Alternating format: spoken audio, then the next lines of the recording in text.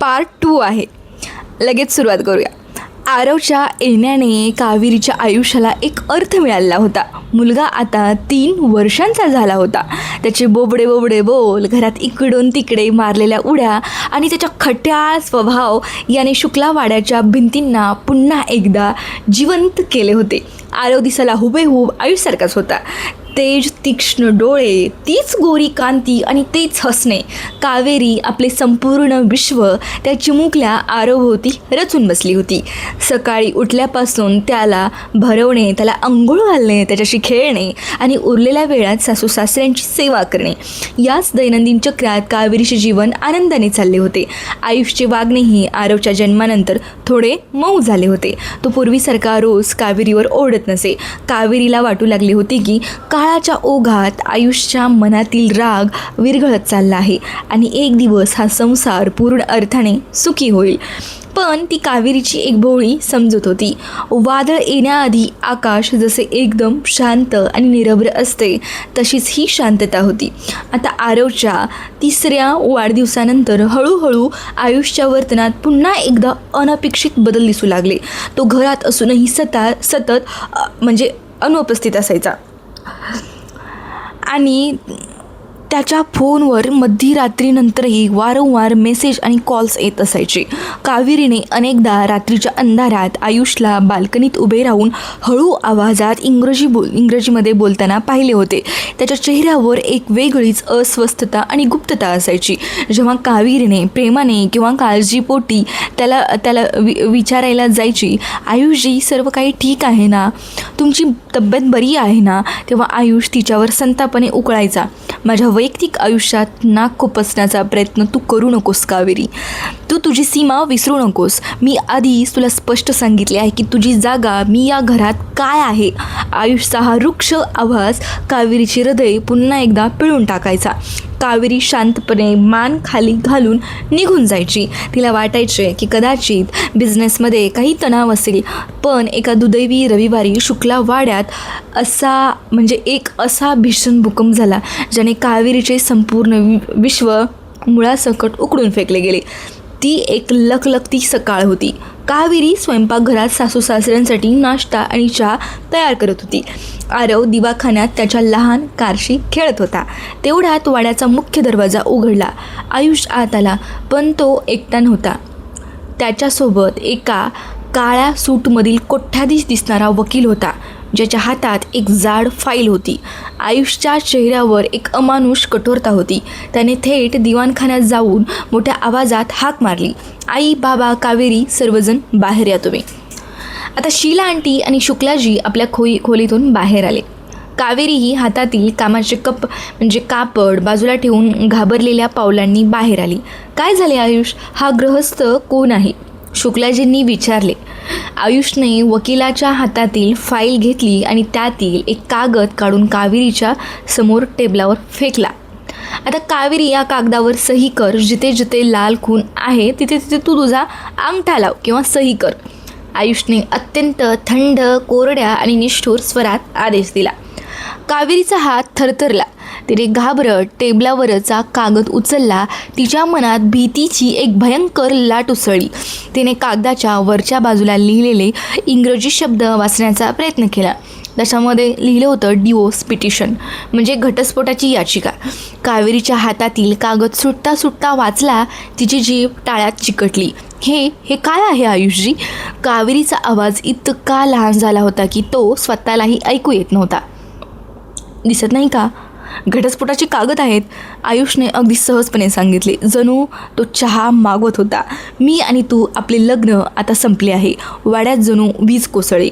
आयुष, शुक्लाजी जोरात ओरडले. हे काय वेडेपणा चालवला आहेस तू? 2 वर्षांपूर्वी स्वतःच्या हाताने लग्न केलेस. आता एका मुलाचा बाप आहेस तू.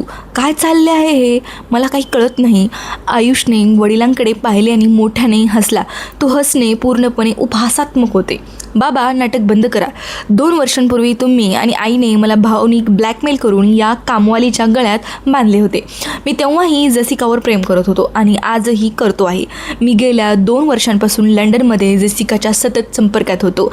तिने तिथे माझे करिअर आणि बिझनेस सेट केला आहे. मी आता लंडनला कायमचा शिफ्ट होतोय. कावेरीच्या डोळ्यांतून अश्रूंच्या धारा वाहू लागल्या. ती धावत जाऊन आयुषच्या पाया पडली. आयुषजी, प्लीज तुम्ही असे करू नका. माझ्याकडून काही चूक झाली असेल, मी तुमची सेवा केली नाही का? मी घरची सून बनून प्रत्येक कर्तव्य पार पाडले ना. मला अशी शिक्षा का देताय तुम्ही? आयुषने तिला पायाने बाजूला झटकले. तुझी चूक हीच आहे कावेरी की तू माझी बायको बनण्याची स्वप्ने पाहिलीस. तुझी लायकी या वाड्यातल्या नोकरांपेक्षा जास्त कधीच नव्हती. जेसिका दिसायला शिकण्यात स्टेटसमध्ये माझ्या योग्यतेची आहे. मी तुझ्यासारख्या एका अशिक्षित गलिच्छ पार्श्वभूमीच्या स्त्रीसोबत माझे उरलेले आयुष्य बर्बाद करू शकत नाही. कावेरी तुटलेल्या अवस्थेत शीला आंटीकडे वळली. ती सासूच्या पायांवर डोके ठेवून रडू लागली. आंटीजी, तुम्हीच सांगा ना यांना. तुम्हीच तर मला या घरात आणले होते ना. तुम्हीच मला म्हणाला होता ना की हे घर आता माझे आहे. आज तुमच्या मुलाला अडवा ना. मी काहीही मागणार नाही. मी आयुष्यभरासाठी तुमची दासी बनून राहील. पण मला या घरातून बेघर करू नका प्लीज. माझ्या आरवकडे पहा. पण आश्चर्य म्हणजे शीला आंटींनी कावेरीकडे न पाहता आपली मान दुसरीकडे वळवली. त्या दिवशी शीला आंटींच्या मनातील सून आणि संस्कार पूर्णपणे गळून पडले होते. त्यांच्या मुलाला लंडनमध्ये एवढा मोठा बिझनेस मिळतोय. तो एका अतिश्रीमंत विदेशी मुलीसोबत नवीन आयुष्य सुरू करतोय आणि लंडनमध्ये राहण्याचे त्याचे स्वप्न पूर्ण होते. या मोहापुढे कावेरीचे त्याग, तिचे अश्रू आणि तिने जे समर्पण केलं होतं ते निरर्थक ठरलं होतं. शीला आंटी पूर्णपणे गप्प राहिल्या. आई, तू काही बोलणार नाहीस? कावेरीने अत्यंत अशक्त आवाजात विचारले. शीला आंटींनी थंडपणे उत्तर दिले.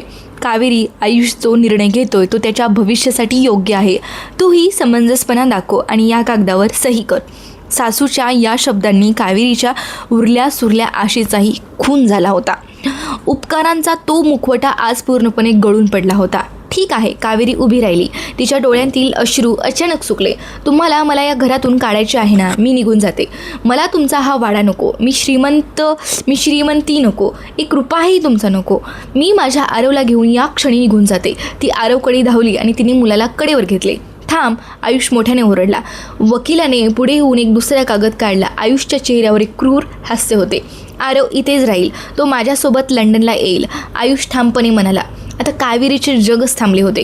ती मुलाला छातीशी घट्ट कवटाळत मागे सरकली. नाही, मुळीच नाही. आरव माझा मुलगा आहे. मी त्याला कधीही तुमच्या हवाली करणार नाही. वकिलाने थंड स्वरात सांगितले. मॅडम, कायद्यानुसार मुलाची कस्टडी मिळवण्यासाठी स्वतःचे उत्पन्न आणि राहण्याची सोय असावी लागते. तुमच्याकडे स्वतःचे घर नाही, कोणतेही उत्पन्न नाही, शिक्षण नाही. कोर्टात जरी हे प्रकरण गेले तरी मुलाचे भवितव्य लक्षात घेऊन कोर्ट मुलाची कस्टडी आयुष शुक्ला यांनाच देईल. त्यामुळे शांततेने कस्टडीच्या कागदावर सही करा. नाहीतर आम्ही पोलिसांची मदत घेऊन मुलाला ताब्यात घेऊ. नाही, असे करू नका.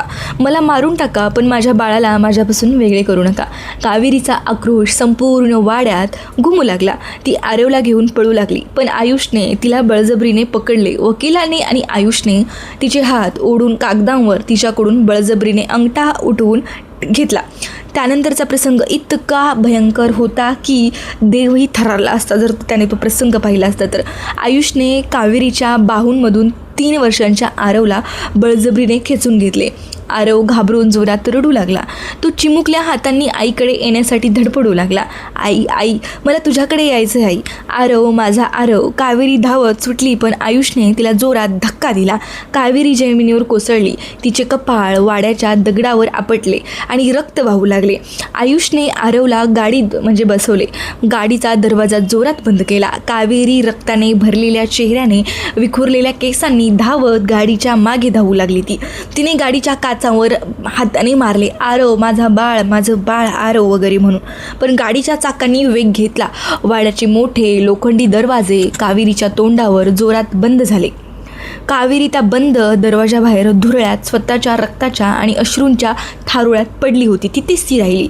तिचे सुहाग, तिचे घर, तिची मान मर्यादा आणि सर्वात महत्त्वाचे म्हणजे तिचे काळीज, तिचा मुलगा आरव तिच्याकडून कायमचा हिरावून घेतला होता.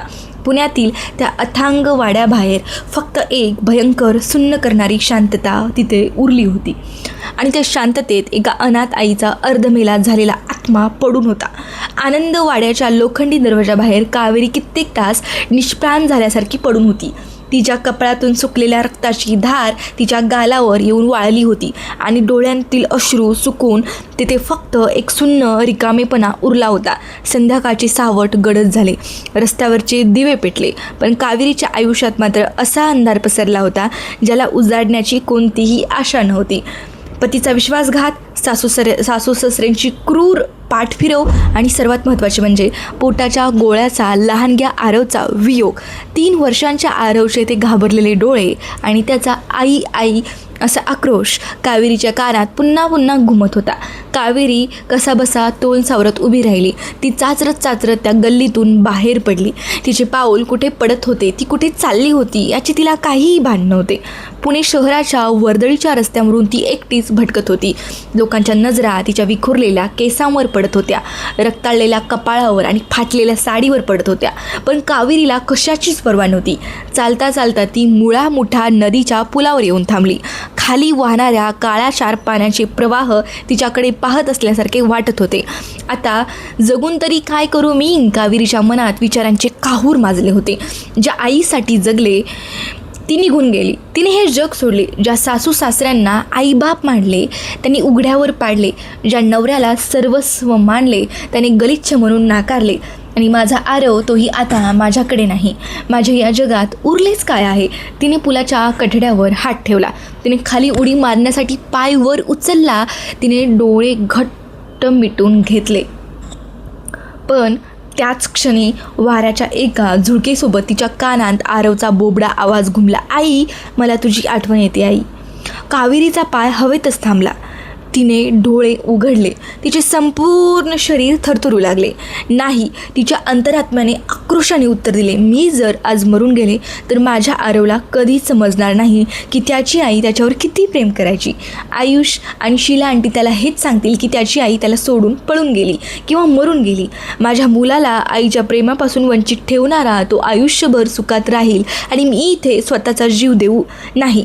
मला जगावे लागेल. माझ्या आरवसाठी मला जगावे लागेल.